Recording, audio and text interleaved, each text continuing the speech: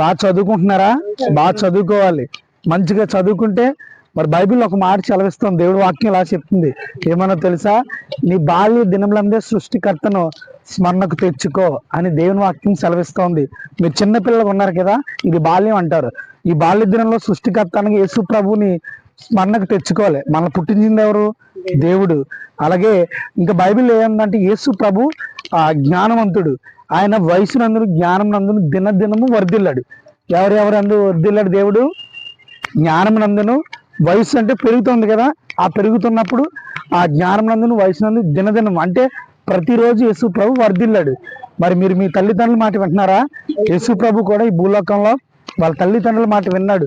ఈరోజు చాలా మంది చూస్తే మరి స్కూల్కి వెళ్లకుండా డొమ్మ కొట్టేసి ఆ చుట్టా బీళ్ళు తాగి వెళ్తూ సిగరెట్ మందు తాగి వెళ్తూ జతలు పడుతున్నారు. అలా జతలు పడితే ఏమవుతారు? మీరు మీ చదువు మధ్యలో ఆగిపోతుంది. అలా ఆగిపోకూడదు. బాగా చదువుకుంటే మీరే మంచి పోలీస్ ఆఫీసర్లు అవుతారు, మంచి కలెక్టర్లు అవుతారు, మంచి రాజకీయ నాయకులు అవుతారు, మంచి మంచి డిపార్ట్మెంట్లు ఉంటారు. బాగా చదువుకుని అమ్మ నాటి మాట వినాలి.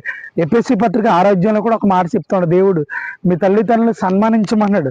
సన్మానించమని సాల్వలు దప్పుడులో దండలు వేయమన్నాడా? కాదు. సన్మానించడం అంటే వారి మాట వినాలి.